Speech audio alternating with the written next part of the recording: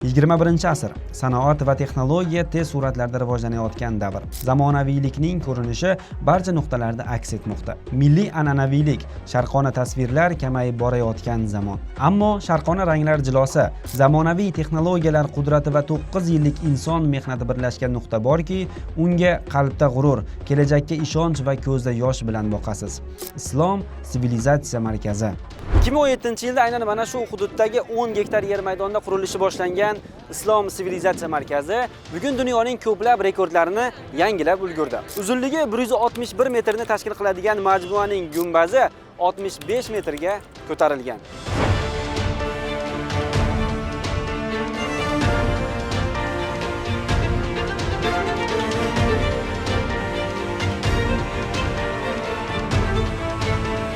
Markaz qadimiy va milliy me'morchilik an'analari asosida qurilgan bo'lib, unga Samarqand, Buxoro, Xorazm va Qo'qon nomli 4 ta asosiy portal orqali kirish mumkin.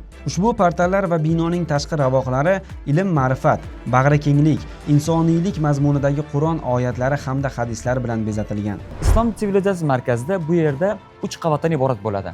Ya'ni -1 qavat, 1 qavat va 2 qavatni o'z ichiga oladi.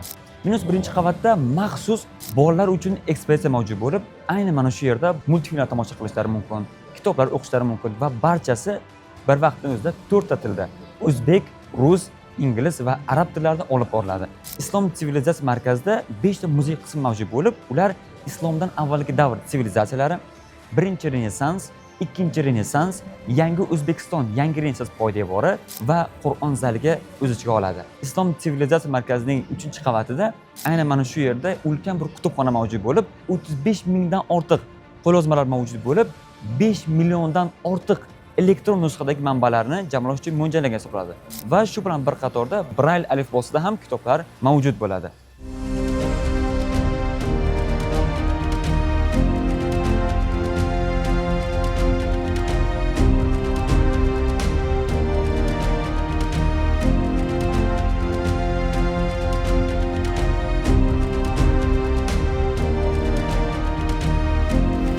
Ayni daqiqalarda Islom sivilizatsiya markazining kutubxonasidaman va ushbu kutubxona o'z bag'riga 45 mingdan ziyod kitoblarni sig'dira olgan.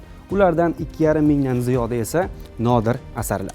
Ushbu kutubxonada bir vaqtning o'zida 300 dan ziyod o'quvchilar bilim olishlari mumkin bo'ladi, kitoblardan foydalanish imkoniyatiga ega.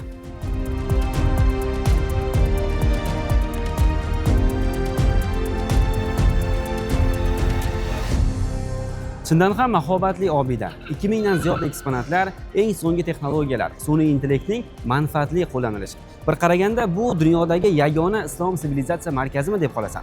Chindan ham shundaymi aslida?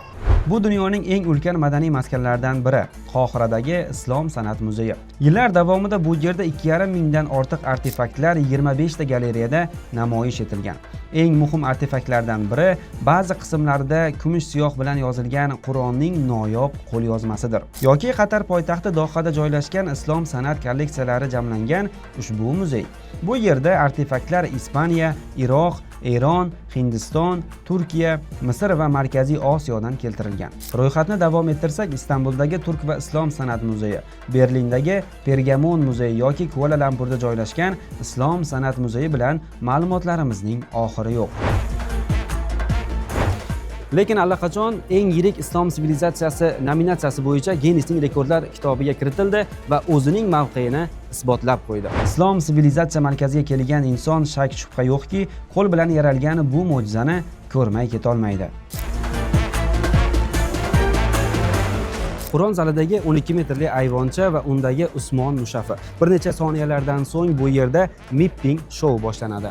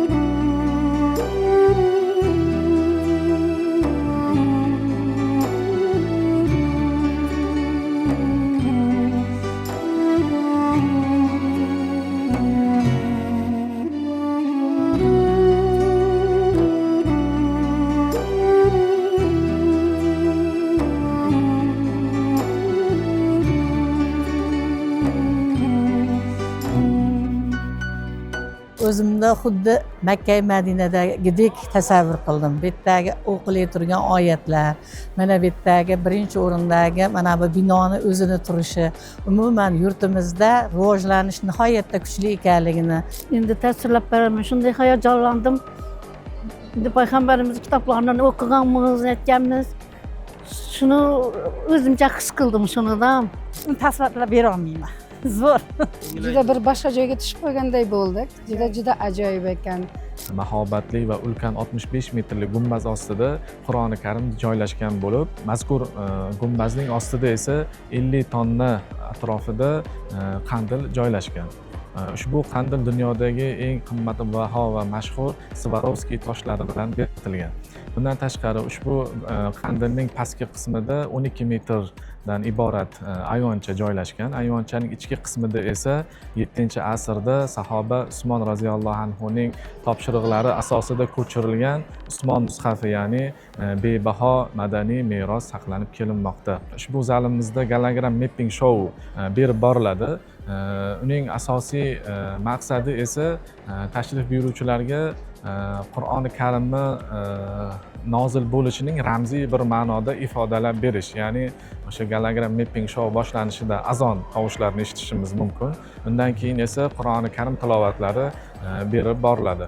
Undan tashqari esa o'sha gumbazning ichki qismidan arab harflari, ya'ni ramziy ma'noda Qur'onning nozil bo'lishini aks ettiruvchi jarayonlarni kuzatishimiz mumkin. Gologram mapping show 4 daqiqadan iborat.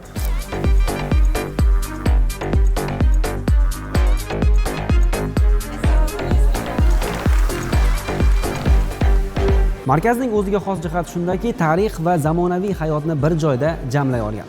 Jumladan Amir Temurga tegishli bo'lgan ushbu ulug' tog' 14-asrdan gapiradi va siz mana bu yerga keladigan bo'lsangiz, zamonaviy texnologiyalardan foydalangan holatda Amir Temurning o'zi bilan shaxsan suhbatlashishingiz mumkin. Amir Temurning avlodlariga qoldirgan eng buyuk boyligi nimadan iborat? Mening avlodlarga qoldirgan eng buyuk boyligim bu adolatli davlat tizimi. Ilm, fan va madaniyat rivojiga qo'shgan hissam hamda tinchlik va farovonlik uchun qilingan ulkan ishlarimdir. Shuningdek, Britaniya, Luvr va metropolitan muzeylaridagi kabi robot gidlar, planshetlar orqali video va audio tanishuv, audio gidlar, radio gidlar va yo'nalish ko'rsatuvchi quloqchinlardan foydalanish keng yo'lga qo'yilgan. Mana qarang, bu yerda eksponatlar xalqaro ISO standartlari asosida raqamlashtirilgan va yagona elektron platformaga joylashtirilgan. Siz qo'lingizdagi telefon yoki planshet orqali ushbu QR kodlarni skanerlaysiz va sizga ushbu QR kodlar eksponat haqidagi video, audio va matnli bo'lgan ma'lumotlarni chiqarib beradi. Ushbu ma'lumotlar hozircha 3 ta tilda taqdim etilmoqda va keyinchalik ularning soni ko'paytirilishi rejalashtirilgan.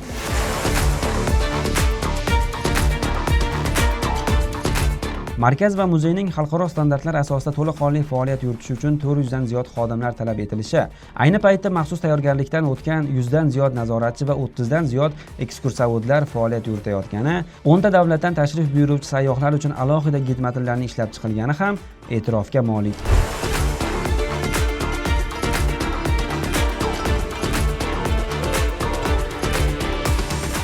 Muzeyning oltin toji sifatida ko'rilayotgan qismiga xush kelibsiz. Saudiya Arabistonidan keltirilgan muqaddas Ka'ba yopinchig'i kisvaning eshik qismi to'liq holda muzeyda qad rostlab turibdi. Kisvaning eshik qismi uzunligi 6.3, eni esa 3.3 metrni tashkil etadi. Hozirgi biz bo'lib turgan zallarimizdan biri aynan Islom sivilizatsiya markazining yuraklaridan biri deyishimiz mumkin. Chunki bu aynan o'ng tarafimizda ko'rib tursak, Ka'ba go'sh, ya'ni Ka'ba yopinchig'ini ko'rib turamiz.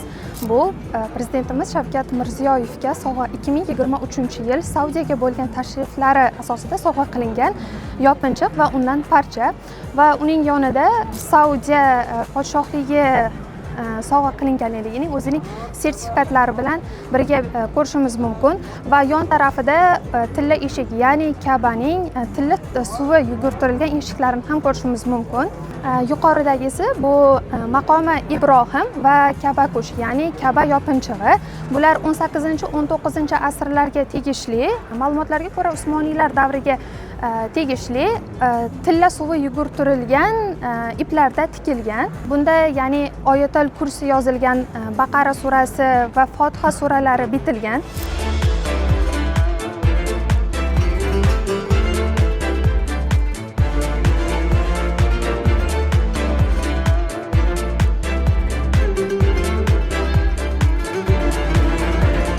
Bugun Islom sivilizatsiya markaziga har kuni 5000 dan ziyod kuzatuvchilar kelmoqda va bu xalqaro reytinglarda uning mavqei, obro'si yanada oshib borayotganligini ko'rsatadi. Va biz umid qilamizki, xalqaro reytinglar o'zini ko'rsatib, yanada kuzatuvchilar soni oshib boraveradi. Siz ham Islom sivilizatsiya markaziga tashrif buyuring.